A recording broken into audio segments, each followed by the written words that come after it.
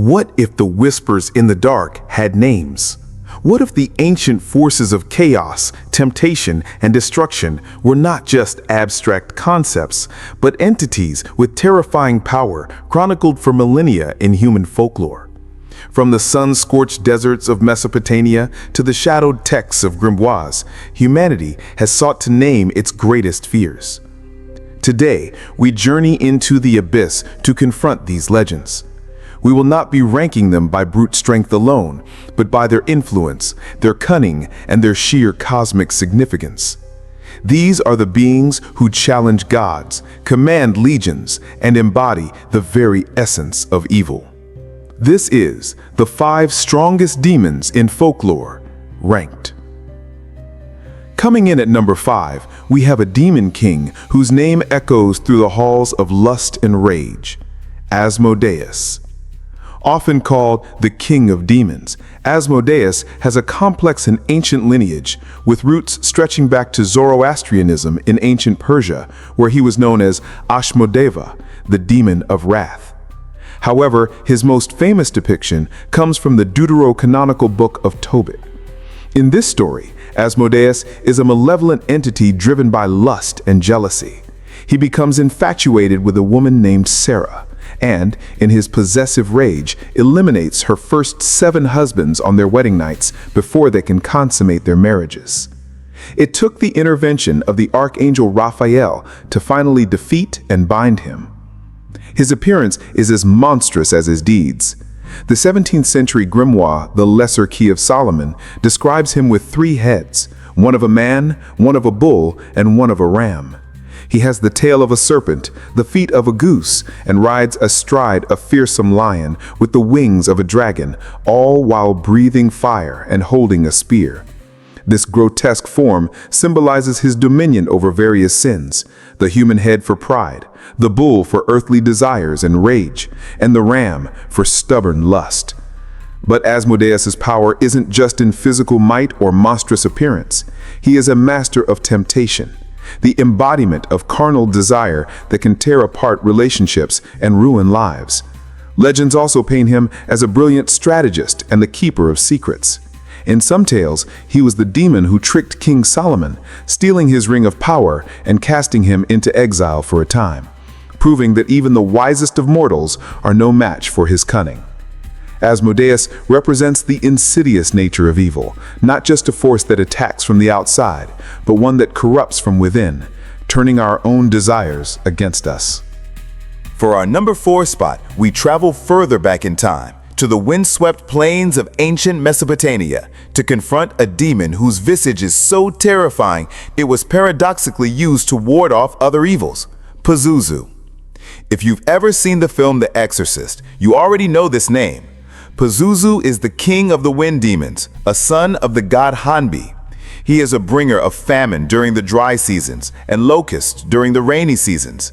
He is the personification of the harsh, destructive southwesterly wind that swept across the Fertile Crescent, bringing plague and despair. His appearance is a terrifying chimera of different creatures, a true testament to the chaos he represents. He is typically depicted with the body of a man, the head of a lion or a dog, the talons of an eagle for feet, 2 pairs of wings, and the tail of a scorpion. His right hand is always raised and his left hand is held down, a posture whose meaning is debated but is often interpreted as representing creation and destruction, or life and death. What makes Pazuzu so powerful and unique is his dualistic role. While he was an undeniably evil and destructive force, the ancient Babylonians and Assyrians believed that an effigy of the most powerful evil could be used as a shield against lesser threats. Amulets bearing Pazuzu's face were often worn by pregnant women to protect them and their unborn children from his rival, the malevolent goddess Lamshtu, who was believed to prey on infants. It's a fascinating concept, fighting fire with fire, or in this case, fighting a demon with an even more powerful demon king. Pazuzu's strength lies not just in his command over natural disasters, but in his sheer, unadulterated terror, a power so immense that even his image became a form of dark magic. At number 3, we encounter a figure who is not just a demon, but a primordial force of the night, a symbol of feminine rebellion and untamed nature, Lilith. Lilith's story is one of the most complex and evolving in all of demonology.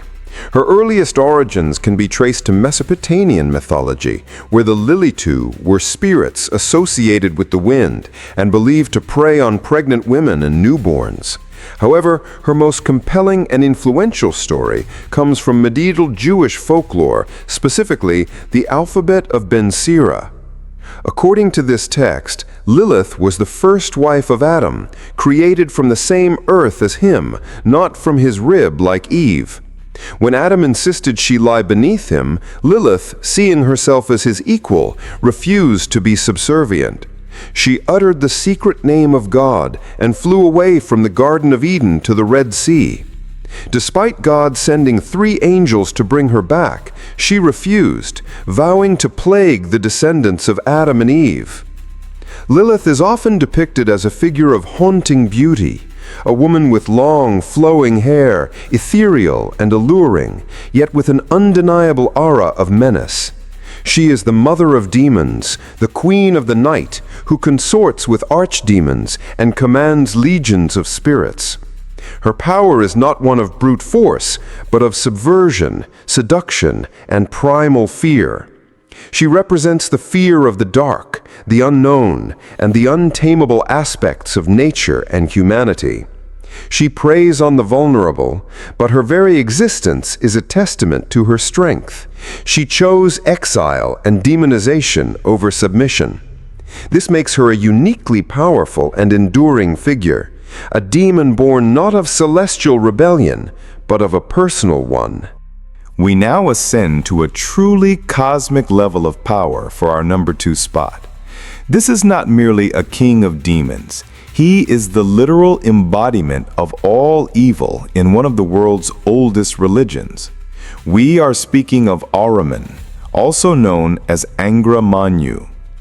In the ancient faith of Zoroastrianism, the universe is a battlefield between 2 opposing primordial forces.